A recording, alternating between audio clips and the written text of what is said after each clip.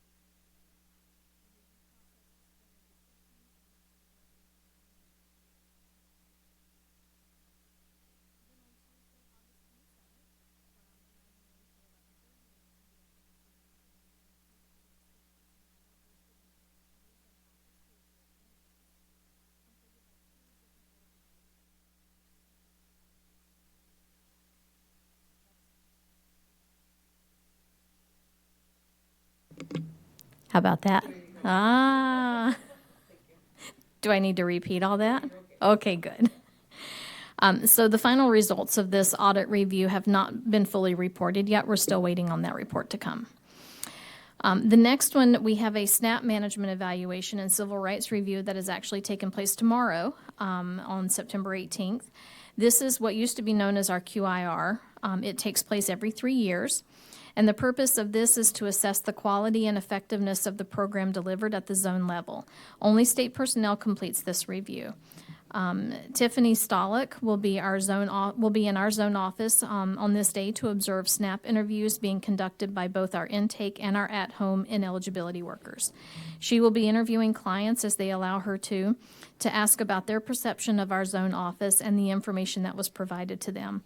She will also be talking with several of our grassroots agencies about how they serve individuals that receive SNAP and any barriers that they may encounter.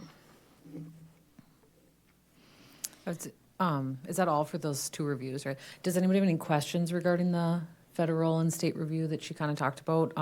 Just to reiterate, they are statewide reviews. We just get selected to host them through Burleigh County. We also did like an IRS review, 2023, and then I think there's another federal review we'll do in December. So I don't know if anybody has any questions, but. And the one tomorrow is Burleigh zone specific. Okay. Okay. No? All right, next I'll talk about LIHEAP, of course, is already getting in full swing here. The system opens October 1st. However, in the month of September, those individuals that are on fixed incomes only are allowed to apply in the month of September.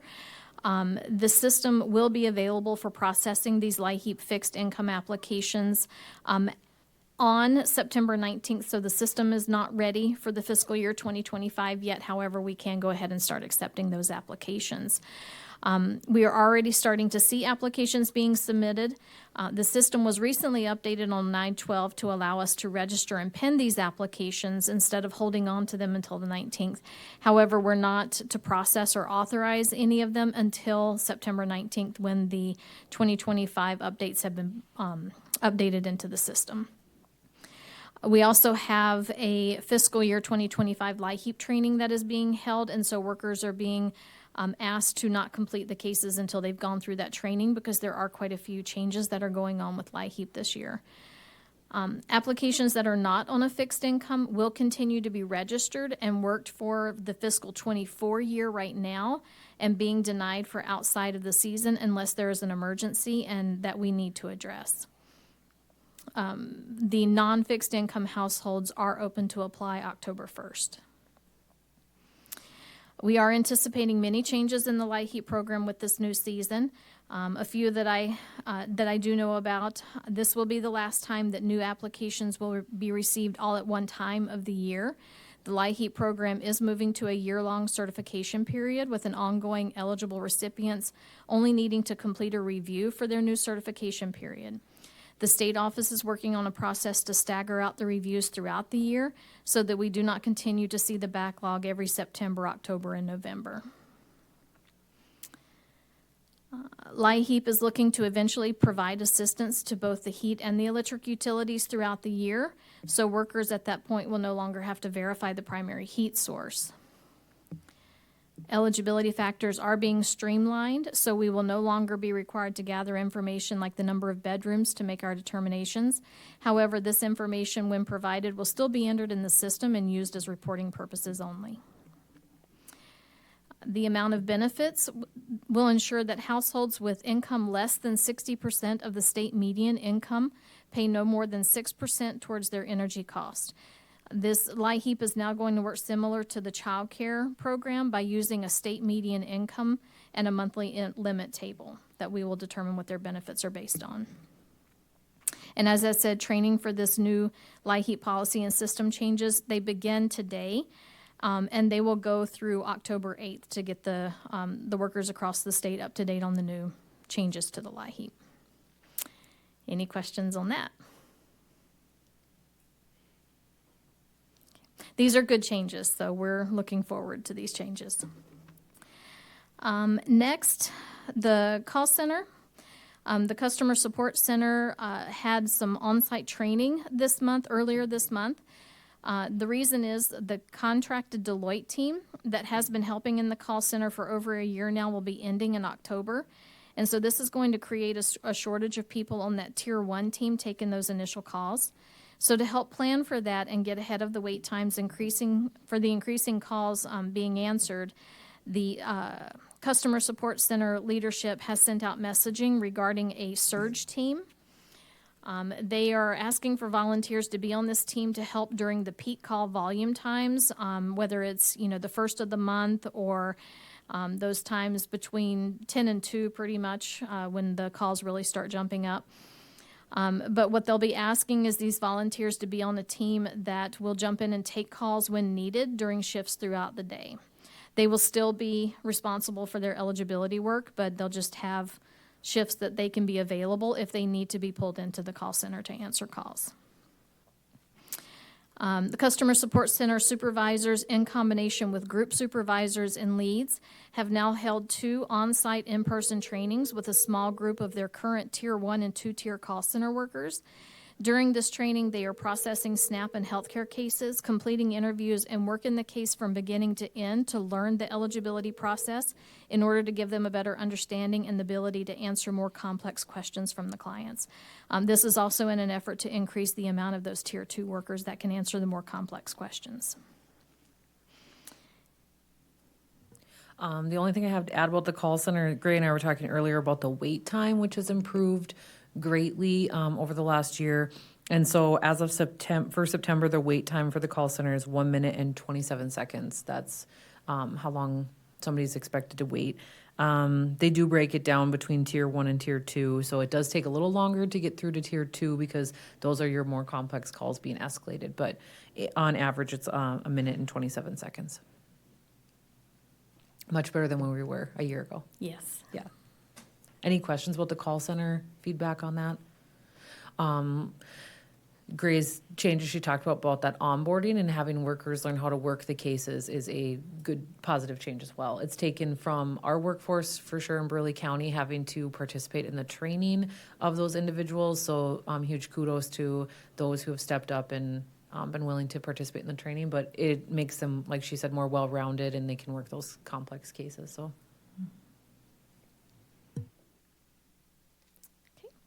The next thing I have on my list to talk about here, we are instituting all staff quarterly meetings. In October, we will be holding our second in-person all-staff quarterly meeting. During these meetings, we will be working on team building for our Burleigh County EA staff. Since most everyone works remotely, this will allow us to come together as one big group and still feel connected. These quarterly meetings will be used as an opportunity to allow for team building activities, keeping staff up to date on the newest policy and directives, providing new trainings, and offer presentations by bringing in trainers such as the Village EAP to speak on topics relatable to our work environment. The final thing I have, our staffing update. As of right now, we do not have any open FTEs. We are fully staffed. We had one new hire for Group 4 begin employment last Monday on the 9th, and the second new hire for Group 4 began this Monday, yesterday.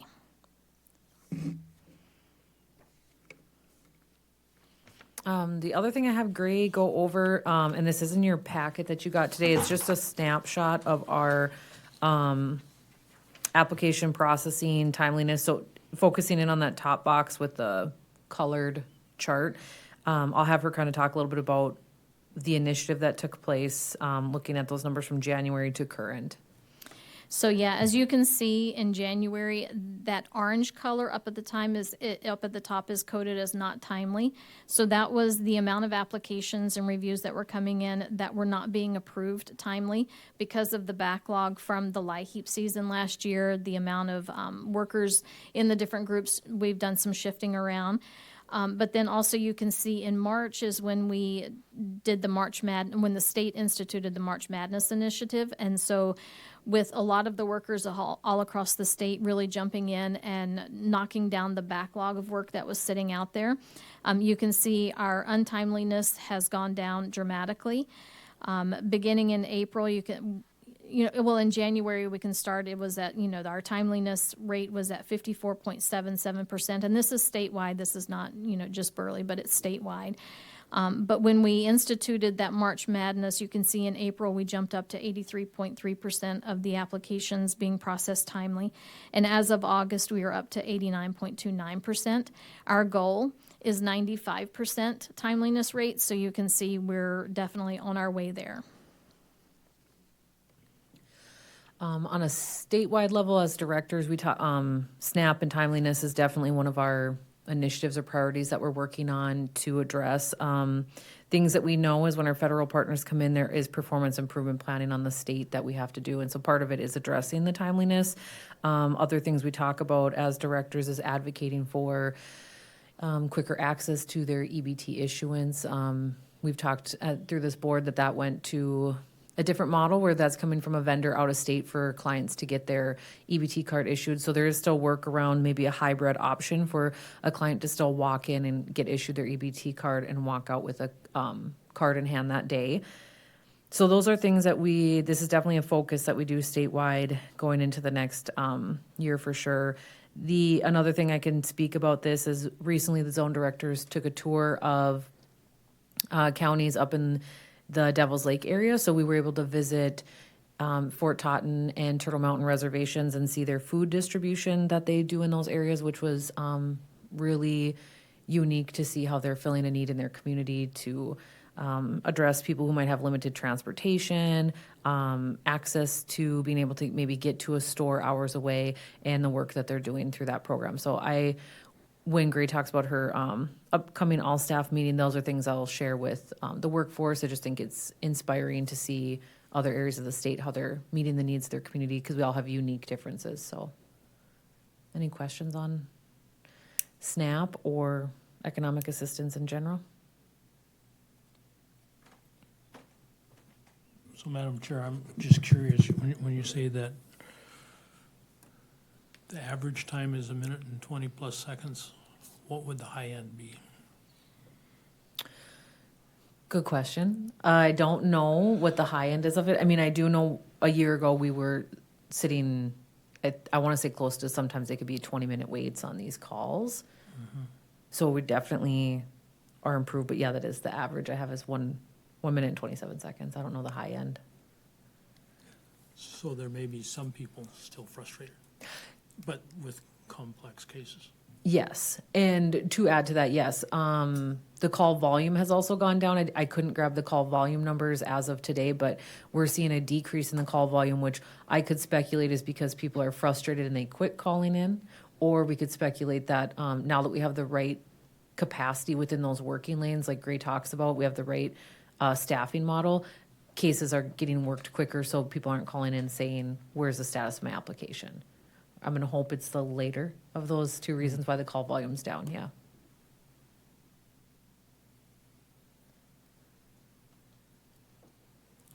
Much improved over time, whatever. Yeah. Yeah, it's been frustrating, I think, for call center staff, along with the constituents on the other side of the phone, but the call center staff, they show up and they do this job for a reason, they want to serve people, but it's frustrating when the clients on the other end are frustrated with them, and then they're just working in the system that's put in front of them. So we've done a lot of pausing and pivoting, I call it, to my team. They've been great at taking that messaging and working with their teams to understand the why behind it, because it's frustrating. I think our workforce is experiencing, we call it change fatigue, but it feels like over the last 2 years, pretty much every other month, we're changing the way we're doing something. We're moving people around to different groups, so it's been a lot. It's been a long 2 years for sure. Thank you. Madam Chair, I have a question. On the application processing timeline, the bottom portion, where it has Burleigh Human Service Zone, then the third column over, it has case number. What's the significance of the case number? What does that mean? Those are just internal numbers that we have. And so that's why I said pay attention to that colorful portion on the top of this printout. This bottom part is how cases are drilled down. That doesn't, unless you were looking through the dashboard that we use, through the different filter, that wouldn't mean anything on this sheet. So it's not the number of cases or anything? No. Okay, No. Thank you. Yeah, no, thank you. Good question. So, Madam Chair, just one more question about the application process timeline. How are they defining timely versus not timely? So Greg can answer that, but that's outlined in policy, I believe. Yeah, so each program has their timelines, processing timelines that we have to look at. And so, for example, SNAP, we have a 30-day processing time frame. Unless it's expedited, then it's a 6-day, 7-day processing time frame. So that's what it's looking at, seeing if the program is meeting that processing deadline, that processing time frame for policy. Mm-hmm.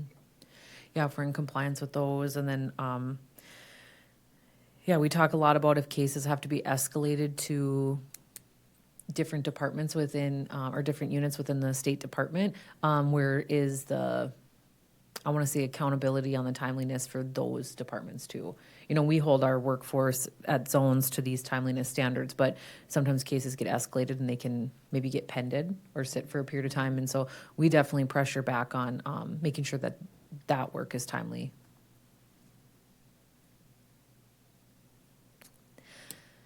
All right. Well, thank you, Gray. I appreciate it.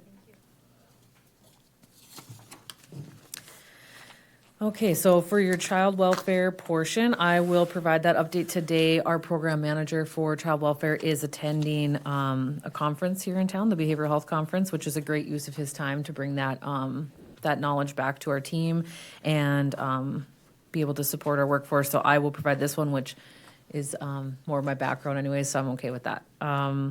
So first, we'll just kind of go over the units. So the Child Protection Services team, that is fully staffed within that one. Right now, I'd say the focus of that unit is working on prompt completion of regulations to do with face-to-face contacts are made on time, and that we're completing our assessments in a timely manner, and both of those things are outlined in policy. So I could speak to the recent audit that was completed for the state of North Dakota regarding timeliness on these things.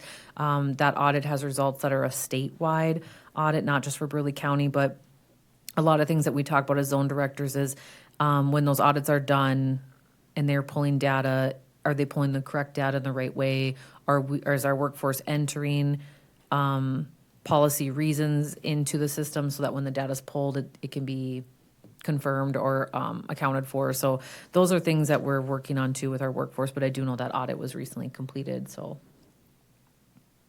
Our in-home and foster care services, we have 2 case management openings on that team. We are working with those 2. So previously, in-home and foster care case managers really operated separately. They had their own caseload based on the program the client was in.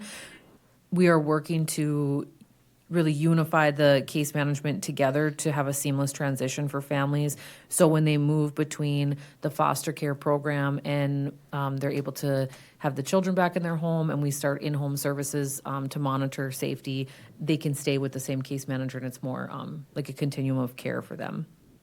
So this should allow for better services for the client. So we are working on that. It is hard because foster care and in-home have different policies, regulations on their face-to-face visits, and so it's complex for a worker to know, depending on the program that the family might be under, what policies they're administering for that family.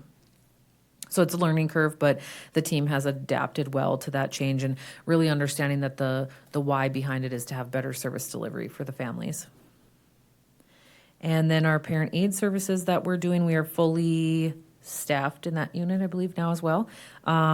We are exploring implementation of evidence-based programming. So right now we assign parent aides to cases and we work with them to identify what's the need of the family, what type of parenting skill they need to work on, whether it's routine, structure, completion of getting services involved in the family. Is this basic parenting skills and education?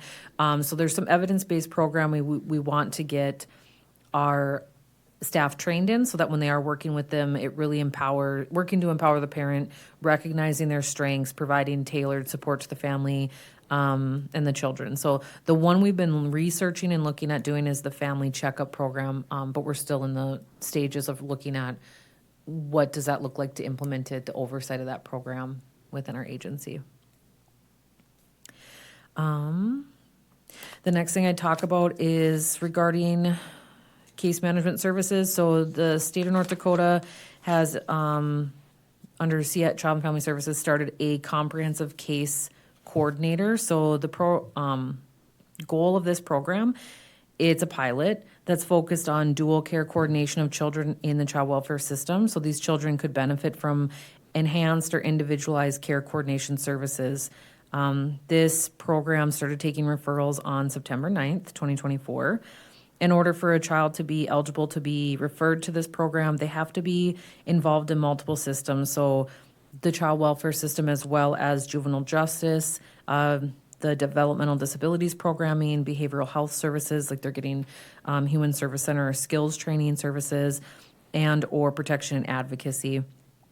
And they have to have one of the following: 3 placement disruptions in a 6-month time frame. Child is residing in an unapproved placement setting, so some zones are having children maybe be hoteling or office space. And then inability to achieve placement stability in their identified appropriate level of care. So this is just an added support to what we in zones refer to as our complex youth, our youth, like we talked about, who are engaged in multiple systems and just need that higher level of support. The zone staff need extra support when working with these children. I believe as of last week, this unit just kicked off, like I said, on September 9th, and they just received maybe 2 or 3 referrals. So it's still a pilot process on this. So definitely more to come on this comprehensive case coordination and what it will bring to the team. Any questions on anything so far? And I should say those comprehensive case coordinators, there's 2 of them, and those are FTEs or full-time employees that were secured through the department, through Child and Family Services. So those are not zone employees, those are department staff, and then they just offer support on those cases. Next thing that we could talk about is case management redesign. So, Child and Family Services, along with Human Service Zones, Tribal Social Services, started meeting in May 2024 to revision the delivery of case management services. So this project kicked off, and it's got members of this team could include zone frontline workers or members of management. It includes members of Child and Family Services, those who administer policy procedure, those who do licensing of the foster homes, as well as stakeholders and community, those who are invested in child welfare. So this just kicked off. So right now their conversation is really regarding the why. Why does case management exist? Why do you choose this career path? Answering those questions to help develop like their purpose when they're serving families. They really identified who are they serving? Are they serving the child, the parent? I think the overall goal was they are serving, like, who is their primary customer? And I think it's identified that the customer is the family. So it's really this wraparound approach to the whole family. The purpose of this team, or the overall goal of Child and Family Services with case management that they identify, is to engage, inspire, and strengthen North Dakota families by providing them with opportunity and supports to discover their potential to keep their children safe and their families together, promote family health and well-being, and meet families where they are at the moments that matter.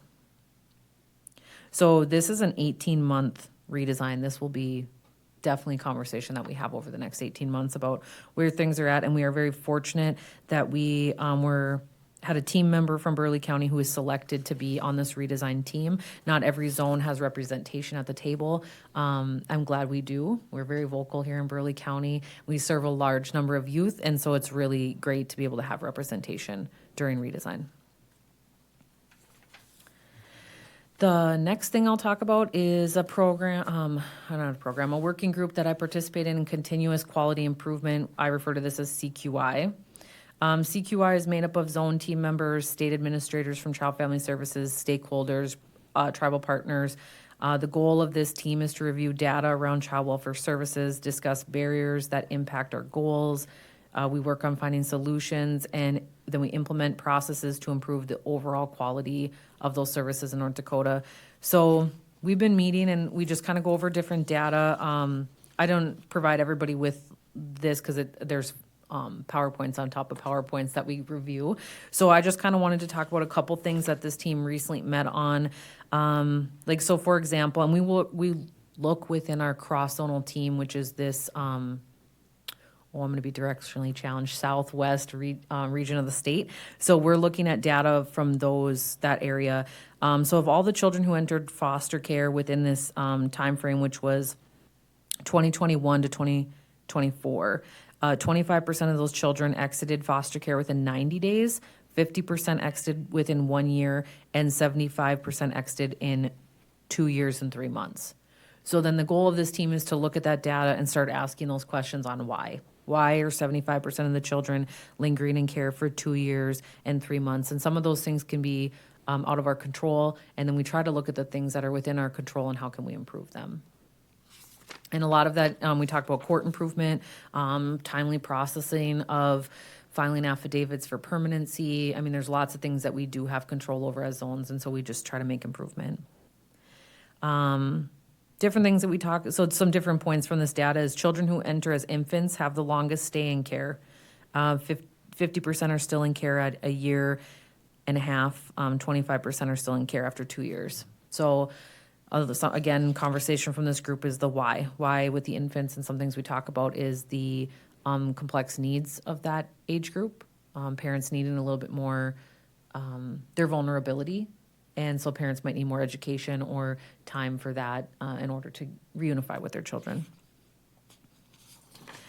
And then a lot of the work we do, and I'm very appreciative when our tribal partners are at the table, whether that's from advocacy or they are tribal social services, but a lot of the conversation is very clear that our largest group that we serve is our American Indian children.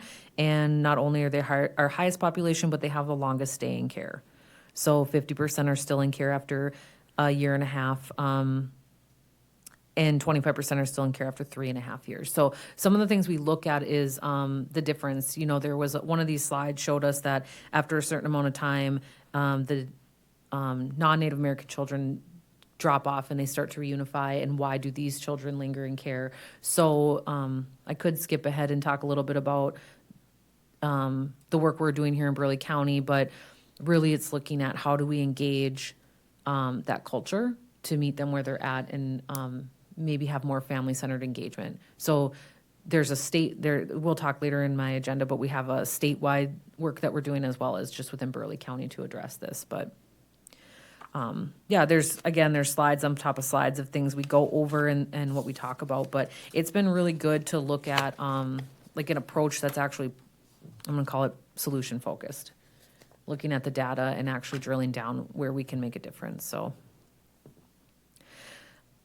any questions on that?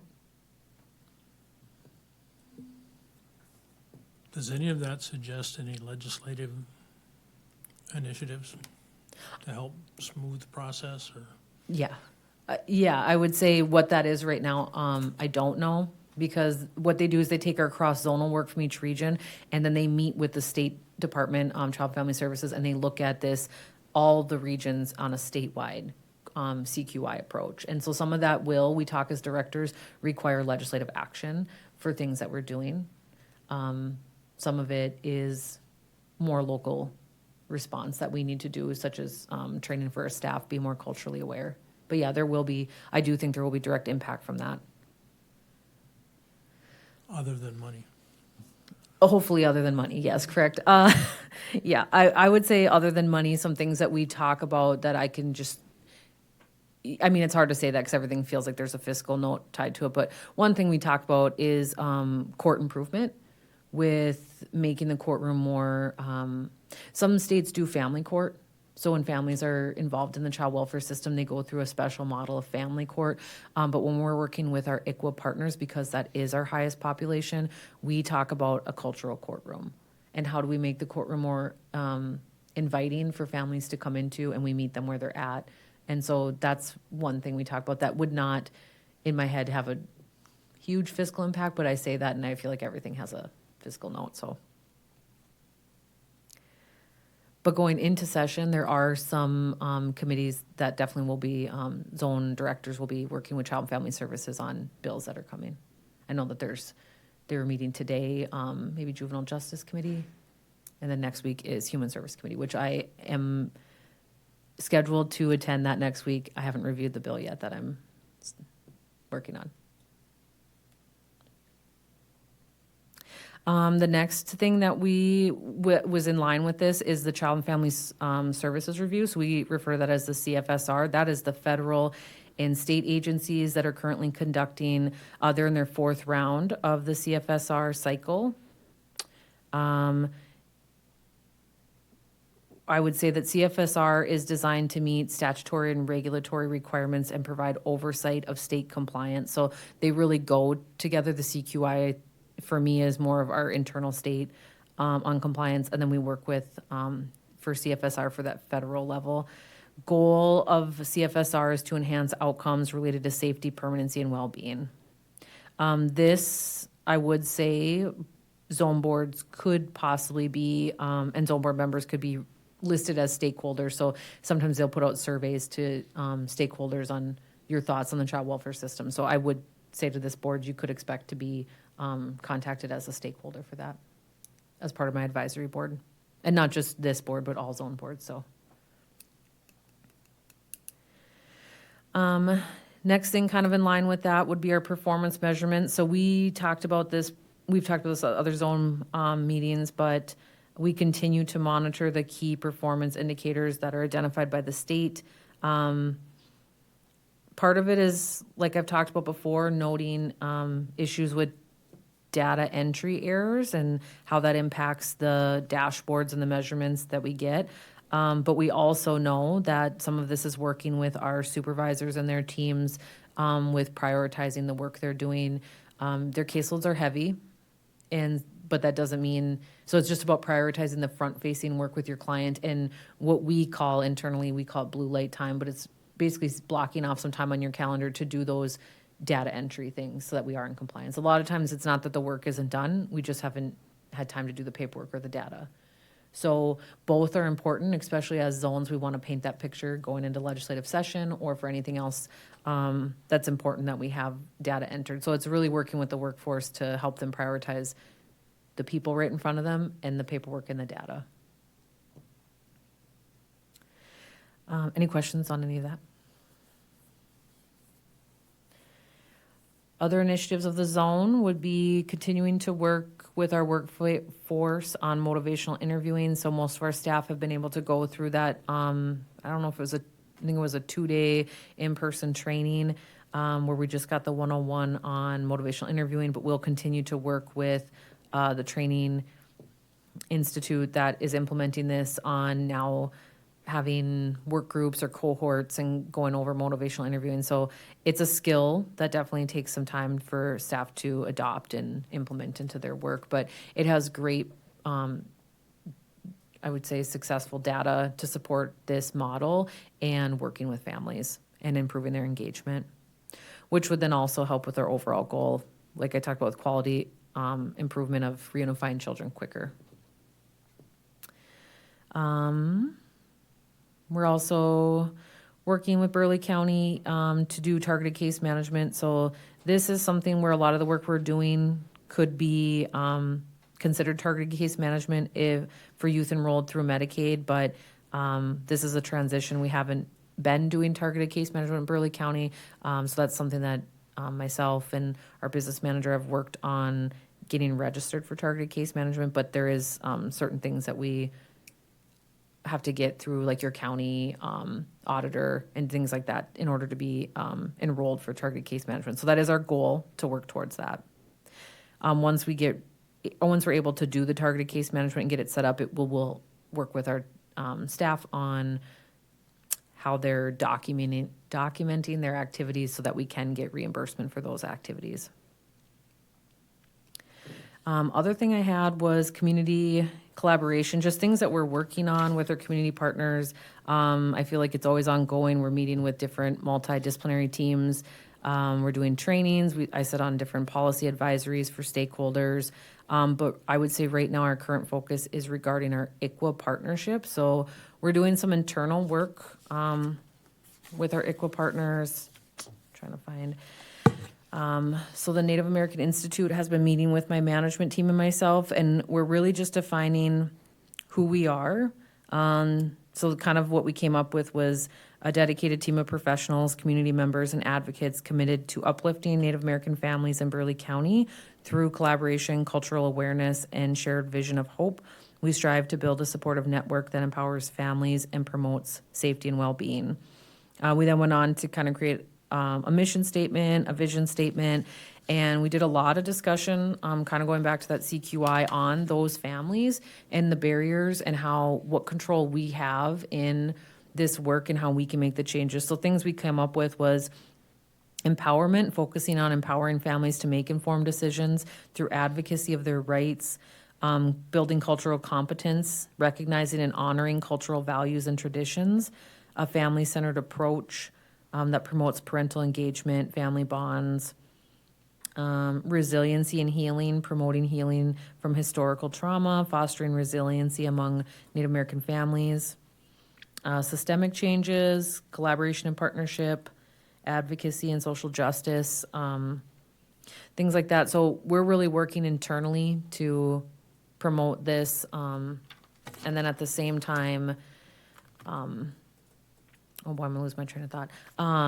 Working on a regional level to do some different supports for children in foster care who, to keep their culture alive. You know, one thing that we talk about is losing the culture within the children. And so I have some work that I'm doing with different partners and Child and Family Services to really implement some activities that kids can go to as well as foster parents, and they can learn about the culture and then implement that within their foster home. So really trying to come at it a wraparound approach, again, with the statewide work that we're doing for training and court improvement for cultural competency.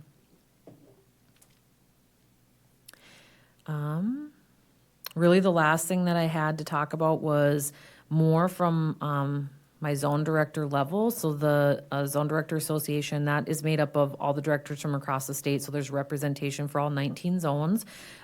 We probably in May put out a call of action or a position letter to behavioral health regarding what we call QRTP, PRTF services. So those are your qualified residential treatment providers.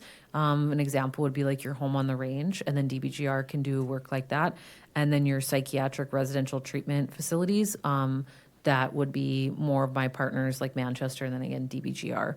So we put out a request to Behavioral Health, Child and Family Services, and Medicaid Medical Service Division to just express concerns that we're seeing in North Dakota with the youth that we're serving, and barriers that they face to get the right level of care. So we just talked about the differing opinions on the level of care across the state, training of the facility personnel within those providers, lack of communication, whether it's on the zone end or the facility end, youth being discharged for the same reason they were placed there. So sometimes, you know, a youth will go there for services and they might reach what a facility will call max benefit, and they'll be discharged from the facility, but yet they're in the same position they were when they got there. Conflicting referrals, recommendations. So there was just it was a great opportunity to discuss between zones who serve as a custodian to these facilities, our frustration or what we feel like is children falling through the cracks of these programs. So that discussion, I think that was in May it could have been in June. I don't know. I have something to add to that. I'm glad you guys are saying something, because I'm seeing it on the family advisory council too. People with complex behavioral health needs and medical needs, they're not getting met by these providers at all. Mm-hmm. They're just not. Yeah, and we have a lot of discussion with the providers. I can definitely see from different roles that I've served outside of this and in charge of staff and training and that kind of thing, there's a workforce issue that happens as well. So I can have a lot of empathy for these facilities with turnover that they experience, or maybe their applicants that the workforce that they have for them might not be at the same skill level that it once was. And so I understand, but we need to look at how we address that and how we work towards improving that. So definitely don't want to say it's all on the custodian. It's definitely not on the facility. It's really, I think, our duty as those who serve families in North Dakota to come together and try to problem solve around it. So it was a good discussion that we had with them, but I think from there, the action planning was look at clinically driven training. So as we evolve as zones and as the state, making sure that the clinical partners for these facilities are evolving as well in their idea of what's best practice for these children. We also looked at partial hospitalization programs through system of care. So here in Bismarck, we've had partial hospitalization programs before, and I think we're in the next few months, they'll be reopening partial hospitalization. And this is through a system of care grant to support improvement of children's behavioral health. So that's exciting, but that's exciting for children in Bismarck.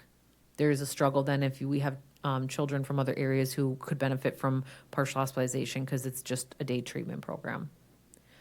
So one thing that I've talked to the department about is pairing with foster homes who, if another zone has a youth that could really benefit from that, and having that youth have a foster home here that they could work with because we do need somebody to care for those kids nights and weekends, so. And they have to really be invested in that partial hospitalization treatment programming. Other things we talked about is value-based payment structure, paying for quality of care in North Dakota. That would take, I don't know if that's so much legislative action, but adjustments to Century Code on the way that we pay these PRTFs now is not really based on a quality of care. So one thought is, more complex kids are harder for these facilities to take because of the impact on staff and their skill level. So maybe it's an incentive if it's a value-based payment structure. Last thing that we really talked about was really looking at a state review team. So we used to do state reviews on cases, so that kind of fell apart, I'd say, a couple years ago. And so really looking at the desired outcome from state review, the appropriate structure for that. And it's just when I talk about state review, it's a place where my team member could identify a complex case and bring it to this team of statewide members across the state who can, I always say it like this, they have the ability to pull the levers that need to be pulled. Sometimes we have cases that we don't know what to do with, and we just need to consult with experts in these areas, whether it's behavioral health or child and family services, and they might have some of the answers that my team might not know just because it's more complex. So I'm hoping between the state review and these comprehensive case coordination that I had talked about, that we will see improvement in serving those youth, because they are our toughest youth. Any questions on any of that? Well, Yeah. first value-based payments, we are talking about that in the healthcare task force, but more associated with medical care, and the hospitals are at the table. But I'm curious, I've gotten a call from people associated with DBGR about a new process for placement of young people that delays that. Is that some of what you were talking about here? Yeah, and I should have known you were going to ask me that. So They say they're losing big dollars. I don't want to speak to if they're losing the dollars or not. I have heard from facilities like they have beds that are open.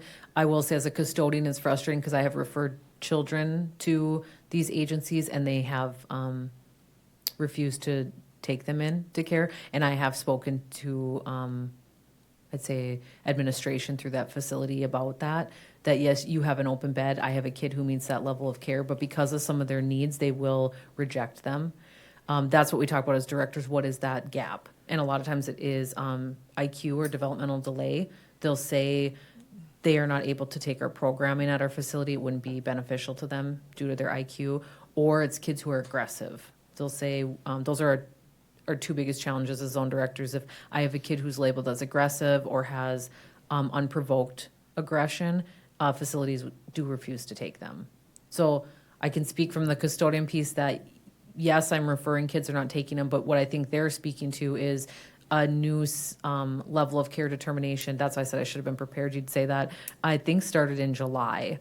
And so now we have to submit certain information to this assessment process, and then there's a one-stop place that determines what's the right level of care.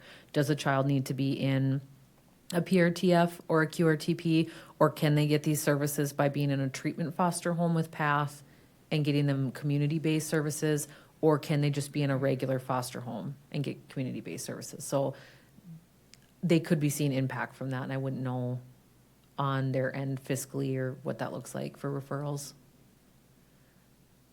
And I understand that those are evolving situations. Yeah. Yeah, I think you'll hear a lot about that in the upcoming session because it just went live, like I said, I think in July. So it's kind of, we're in that period of where we're waiting to see what it looks like, the numbers look like. But yes, I would anticipate that will be a conversation I will be happy to have during session and advocating for these kids. So, Madam Chair, yeah. with the situation that Senator Deaver is talking about, would that make a difference if there was more funding for more staff to meet the needs of some of those kids, whether they're aggressive or IQ, et cetera? I mean, I think everybody's first reaction is always to throw dollars at things and say it's a funding thing. So it could be. Well, I wasn't thinking dollars. I was thinking staff. But if you're going to get more staff, Yep. it always involves dollars. Yep. So to me, it's just really looking at the way we're doing things in these facilities, like having the evidence-based treatment they do or doing behavior programming that makes sense for those children. And sometimes that's why I talked about when we did the clinically driven training was one of the talking points. The way that we served children 30, 20, even 10 years ago is different than we might need to do it now. So really looking at individualized programming for each kid, and that could include behavior incentives. But then you have to make sure the staff are trained on that. I speak a lot, when I talk about this, I think a lot about my work in DD services, and every one of my clients was on an individualized behavior plan. And so even if I worked in a group home with 4 individuals, each one's looked different, and I had to be very well trained on their behavior plan in order to execute the plan and have the most success. So I think sometimes it's just the way we're working with the families. But yes, that could include more dollars for training, more dollars for staff. Sometimes these facilities will talk about it's the way their facility is structurally built to serve these aggressive kids, to be able to separate them from maybe your non-aggressive children that are. I just think about, like, if I had my own child in one of these facilities and then another youth was having aggression unprovoked, the liability on that as well. So there's a lot. That's why I said it's not just on the facilities to fix this. It truly is on all of us around this table or anybody who's invested in child and family services. So In my experience, I've seen too where dangerous children really physically and emotionally, mentally injure others. mm-hmm. I've seen that multiple times, even as young as a kindergarten girl, Yeah. breaking bones, another person. Yeah. One thing I think I advocate for when we work on system of care work in this grant is that's a lot around behavioral health and children who are in mental health crisis. Sometimes we'll reach out to these supports and they'll say that's not a mental health crisis, that's a behavior. They're having a behavior. And one thing I say is it's interesting that you can have behaviors until you're 18 and then you turn 18 and now you're in a mental health crisis. You know, you don't, when somebody's an adult in a mental health crisis, you don't say they're just having behaviors.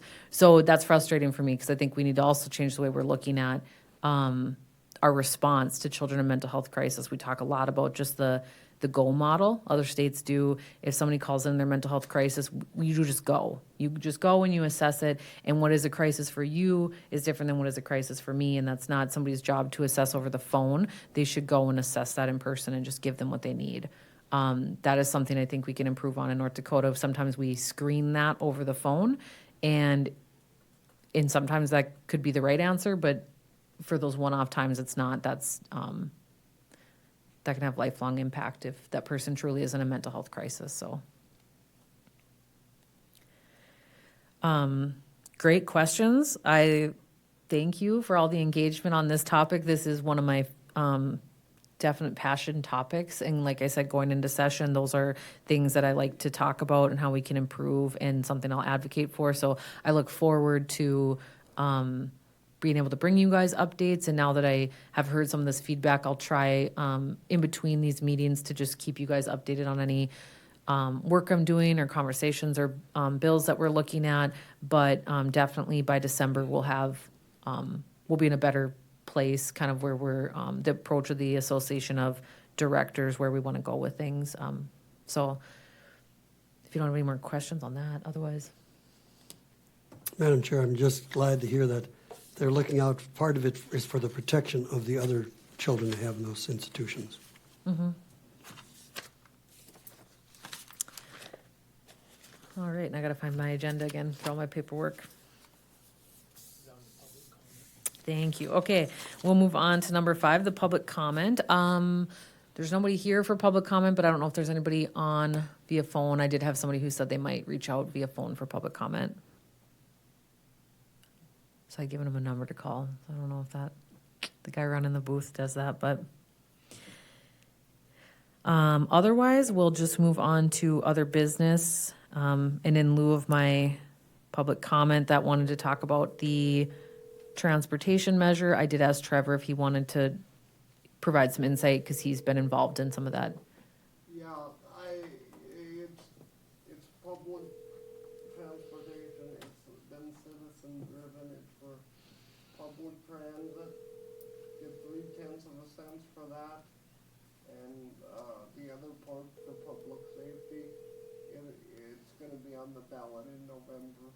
And, just hope to get good outcome for that. It's gonna take work, but transit needs money. And, it'll help your clients be able to access the bus and get better, reliable transportation, hopefully. And one of the things I'll say is, if we don't get this, we'll be in really tough shape. So if you can get the word out, I would appreciate it. Commissioner Conley, City Commissioner, had provided me with some handouts that have a QR code. So I have some of those here, and then we'll have them in our office as well, and we'll try to get them out. But this just provides information on that measure to support public safety and public transportation. I don't know what measure that is. Is it? Measure one, That's what I was going to say. Is measure. Okay. yeah. City measure. Yes, City Measure 1. Yep. All right. Otherwise, for other business, I don't think I have anything else to hand. Did you have anything I'm missing? Okay. So if anybody doesn't have any other comments, questions, things they want to talk about?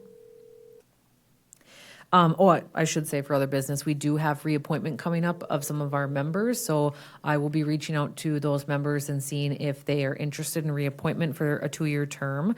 Those are staggered between now and our next meeting in December. So I have 1 in November and 2 in December. So what I'll do is, once I hear back if they want reappointment, I'll have to go before the county commission and ask for approval to reappoint. And then if a member does not want to be reappointed, then we'll have to work with the county offices to post for membership and get applications. So in December, then when we meet, there could be new board members appointed if we don't have they don't choose to seek reappointment.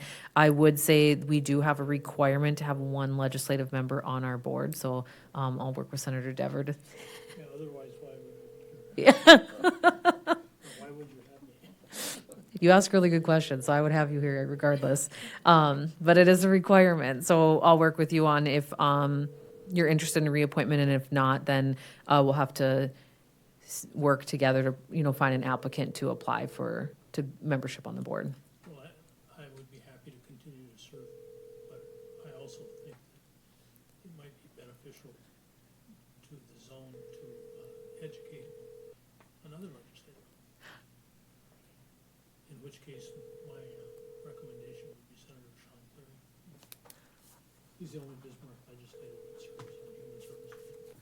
So, I appreciate that perspective, because as much as I would like to have you on my board forever, and I enjoy your perspective and questions, I was thinking that too, that, with term limits and different things, that it's always good to get a new member on to, I don't want to say spread the word, but to just educate more about human service zones and what we do.